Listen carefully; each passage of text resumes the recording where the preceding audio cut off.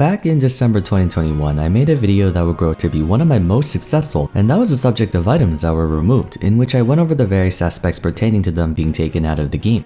A common discussion topic that's been circulating across the player base for well over a decade was whether or not old items should be reinstated again.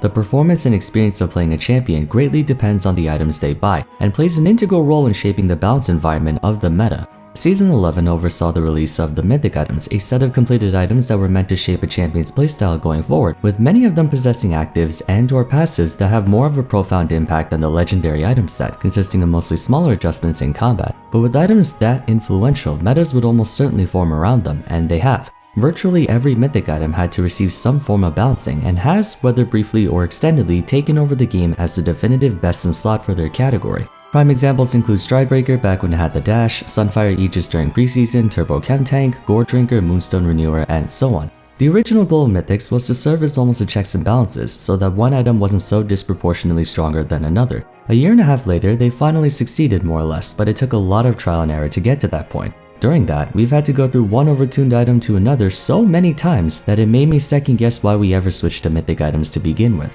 That leads me to this video. I wanted to take a retrospective look at removed items one more time and see if Riot was wrong to get rid of them in the first place. Mind you, I've been playing only since 2015, so I may not be as well studied as some others when it comes to items that were taken out in the past, but I still think it would be worth making a topic on, so let's get to it.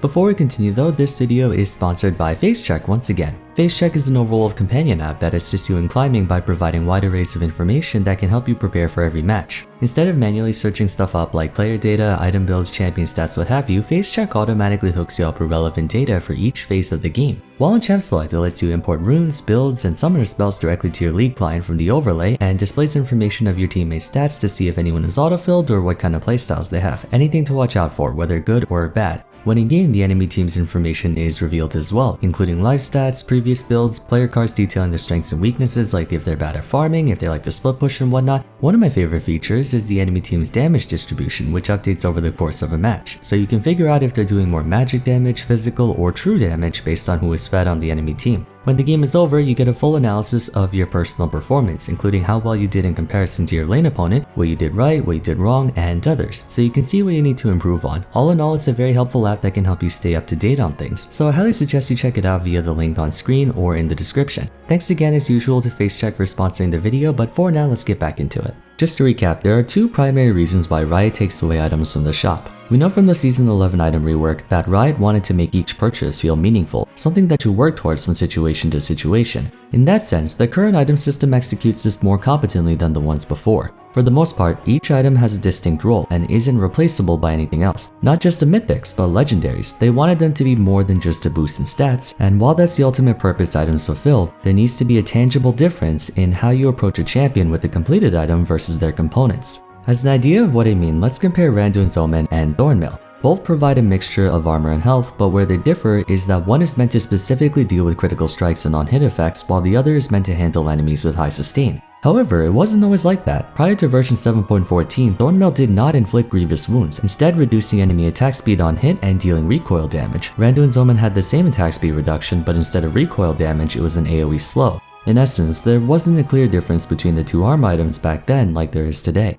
Many old items were deleted because of this. They may not have been weak in a practical sense, but they were for all intents and purposes plain stat sticks, with nothing particularly meaningful about them. One that immediately comes to mind is Adaptive Helm, an item that gave health, magic resist, cooldown reduction, and a passive that mitigated rapid applications of magic damage from things like Syndra's ultimate, Brand's dot damage, or Cassiopeia's Twin Fang. But there was another item that gave the exact same stats as Adaptive Helm, Spirit Visage, only it gave more health and increased all healing by 30%. Spirit Visage basically had a monopoly over the MR defense category in light of giving the most amount of base stats and having a passive that applied to more general situations than either Abyssal Mask or Adaptive Helm. Now though, we have Force of Nature, which is in my opinion a more optimized version of Adaptive and has a clear difference in purpose from Spirit Visage. So let's go over all the items that were taken out for this reason. There are 10 that come to mind: the Brutalizer, Zephyr, Rod of Ages, Hextech Gunblade, Sword of the Occult, Sanguine Blade, Spellbinder, Abyssal Scepter, Athene's Unholy Grail, and Deathfire Grasp. These 10 items provide greater combat advantage in their own ways, but only by virtue of the stats they provided, not necessarily altering the buyer's playstyle in any way.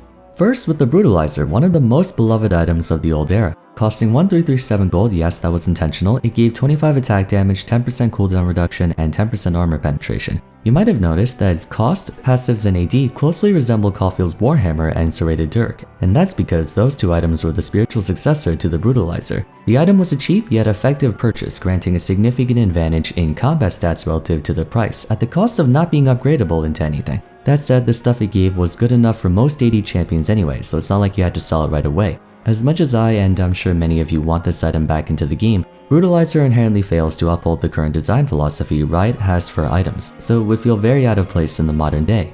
What about completed items like Sanguine Blade and Zephyr? Prior to its removal in version 5.22, Zephyr gave 25 attack damage, 50% attack speed, 10% movement speed, 10% cooldown reduction, and the same tenacity passive Merc Treads gave. It was removed for having no specific reason to purchase it at any point in the game. At best, it was a good swap out item to buy if you had either Berserker's Greaves or Merc Treads, but otherwise nothing at all. Same goes for Sanguine Blade. It was meant to be a split pusher / duelist item, but all it gave were stats. A lot of stats, mind you, but the wrong combination of stats. The only class that would benefit from it the most were assassins, and even then, they don't really need the attack speed. For split pushing, Hullbreaker provided a better assortment of stats, as most of them were top laners and top lane comprised mostly bruisers. How about Rod of Ages? This is a tricky one. The basic premise of it was that you would forfeit the usual one-item power spike for more stats that could help you transition into a more powerful mid-game. At base, it provided 60 AP, 300 health, and 300 mana, or 97% gold efficiency. After 10 minutes, the item would then have 100 AP, 500 health, and 400 mana with a gold efficiency of over 1.5 times the cost. Prior to Hullbreaker, Roa was arguably the most gold efficient item in the game. In fact, I'd say this statement holds true even if we compare Roa to Hullbreaker, since the former is unconditional versus the latter requiring you to be isolated from your team.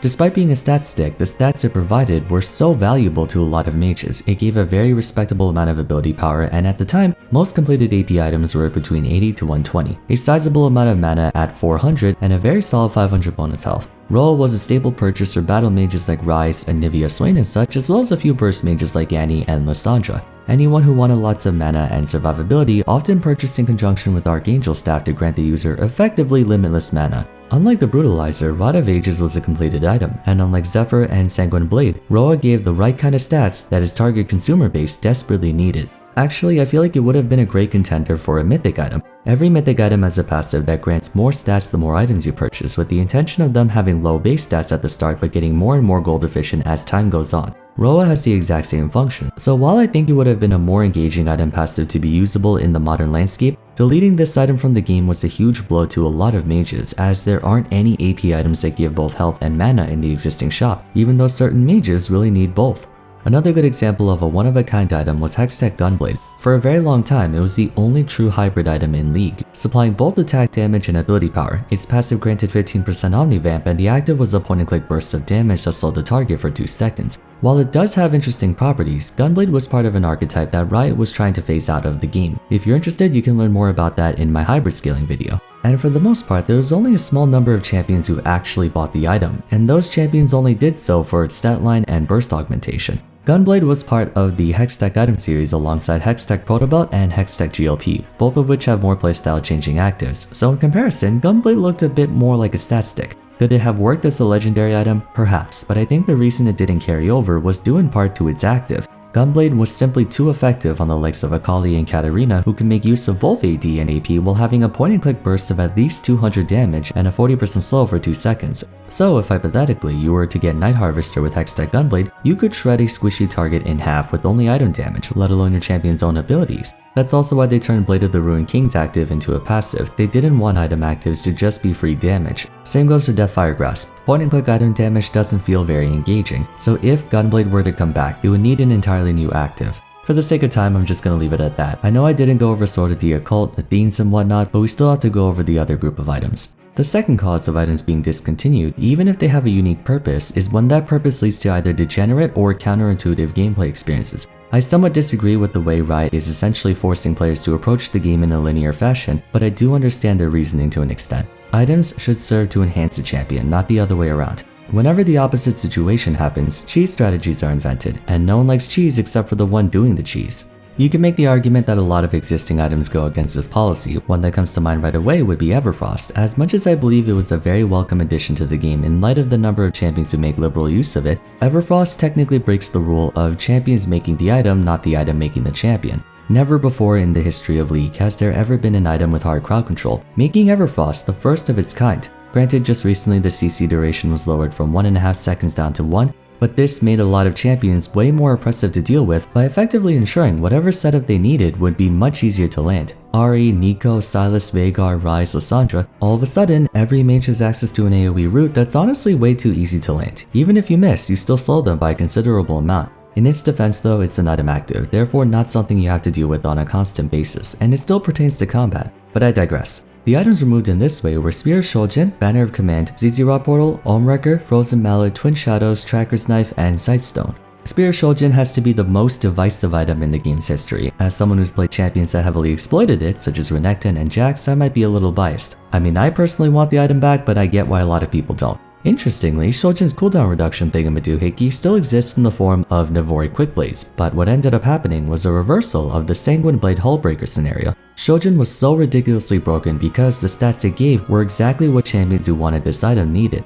Attack damage, cooldown reduction, health, and a passive that triggered when using your ultimate. Essentially, any physical damage dealer with a combat ultimate that weaves auto attacks into their attack rotation made full use of this item. It wouldn't be a total exaggeration to say that Shojin allowed you to enter Earth mode temporarily. Anyways, Navori Quickblade has the same passive just under different conditions. Instead of health, it gives crit chance, and instead of activating after using your ultimate, critical strikes apply the passive. Due to its specificity, the only one who ends up actually buying it is Tryndamere, as Yasuo and Yone have low enough cooldowns already, while marksmen generally place more focus on the act of auto-attacking more than using abilities. From an objective standpoint, Shojin artificially inflated a champion's power ceiling too much to be fair. Oftentimes, top lane was decided on whichever laner got it first, creating a dynamic that is by no means healthy for the game, so it cannot come back in that state no matter how much I wish it could. Then we have our trinity of macro items, ZZ Rot, Banner of Command, and Almwrecker. Just to get this out of the way, Almwrecker was removed from the game for being the most useless item of all time. A unique playstyle mind you, but extremely impractical. And I think we all know why Banner of Command was removed. So instead of just being resistant to magic damage, they made it 70% both. They actually buffed Banner. Are they...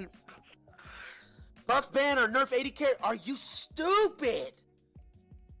What are they doing? They're hotfixing it? Nice! How did it even make it in live? How? Sweet, guys! They're hotfixing it! Cool! That's awesome and all. How did it even make it to live servers? How? How did they think that was okay to even put it in the game? I'm so sick of this company. They're trash!